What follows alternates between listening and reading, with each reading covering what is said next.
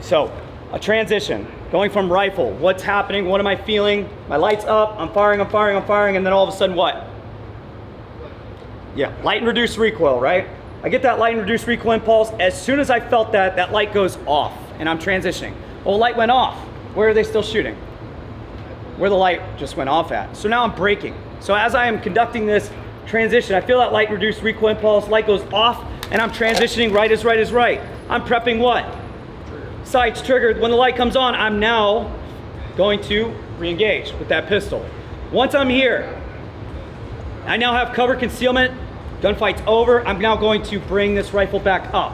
Why am I not stowing the gun right away? The pistol. 100%. I need to identify. One of the purposes of this white light at night is to positively identify not just the target, but what's going on with my system and process here. Notice indoors, I can take this light straight up and see it's just a dry and empty chamber.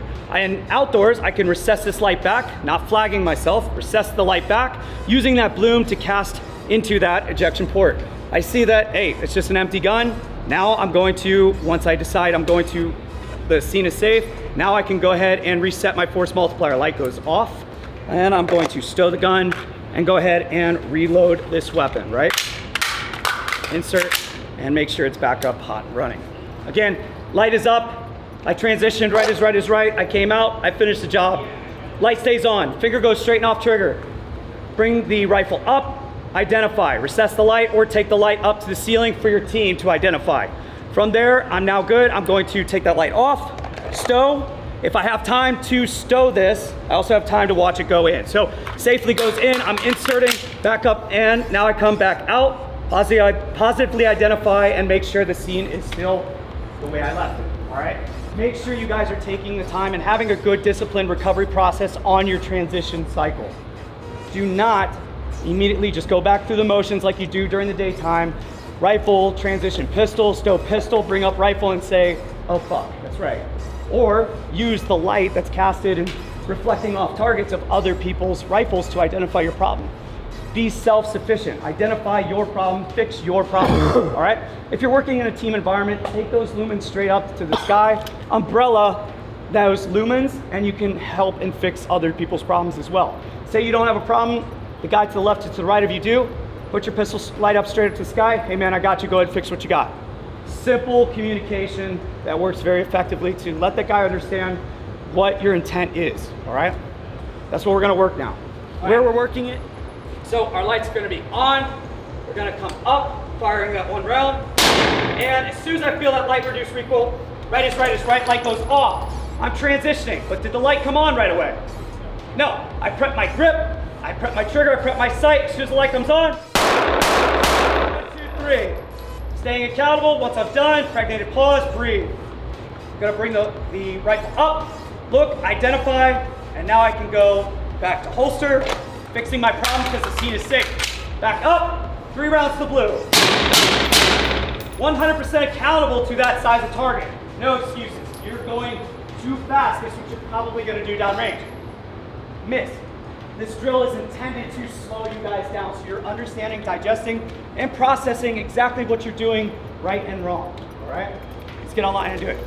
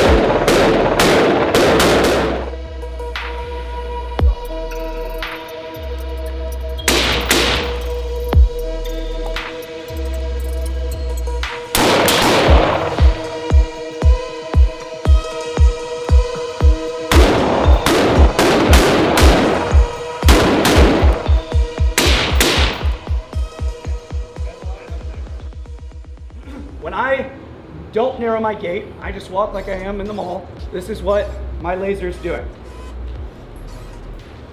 All right, back and forth, even down to right up on target, point blank. Left and right movement. I want to negate that. Start with biomechanics. Putting one foot in front of the other, narrowing your gate at your hips, lowering your center of gravity, good heel toe steps, lasers up, and now I'm going to just good heel toe steps. Notice the laser is tracking now up and down in that A zone, which is great. I'm now going to lock my vision and focus to that 1-inch dot. Watch the wobble zone and the pattern of consistency of that laser now. Locking in on that 1-inch dot and moving. Notice it's not nearly moving as much. And the wobble zone is definitely within inside that fist-sized group of that A zone. That's only 5 and in, 7 and in, right? The further we get out, the worse it's gonna be. So push back to 15. Now, when you're moving and shooting, are you still keeping the chest forward of the belt, or are you? Yeah, I want you guys, so Arthur, keep your light on target. And no, I can do the light on target. You get your light on me. So you guys can study my movement. All right, my light's up, my laser's just representing. So I want you guys to see my suppressor shadow. So when I'm shooting, I've identified. If I'm looking, look at my suppressor shadow now. That's why the gun's canted, right? Now I'm looking and I'm trying to identify. I've already identified my target, so I'm gonna stay vertically. 1 foot in front of the other. Watch me, not the target. I'm looking down. Now, I don't wanna be back here, right? Because as soon as I get recoil, I'm back here. If you do the full auto test, you'll end up on your ass. What I want is you to drive that posture forward and good heel toe steps with my posture forward, all right? Now I'm going to lock in my vision to that 1-inch dot, which I was looking at the floor. Locking my vision to that 1-inch dot and now moving.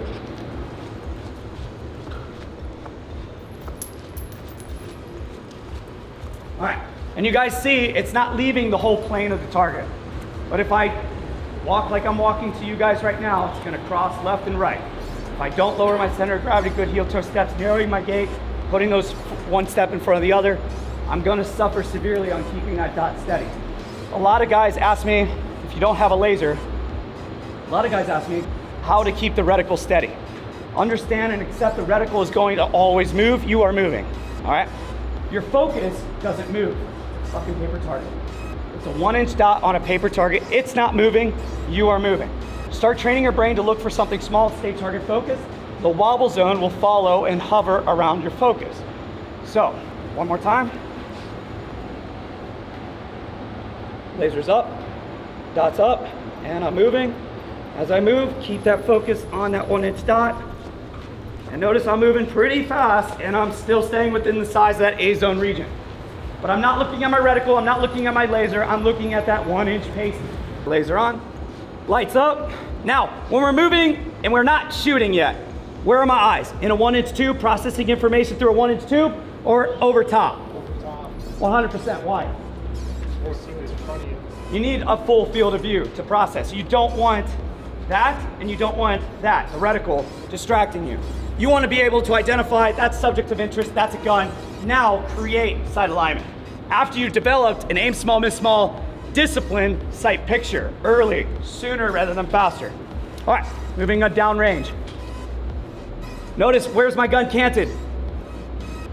Down, right? Because when we number these targets, I could be moving down range and I could get a 2, and now I gotta find 2 and engage 2.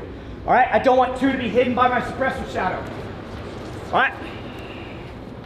Shooter ready? Yeah. Move.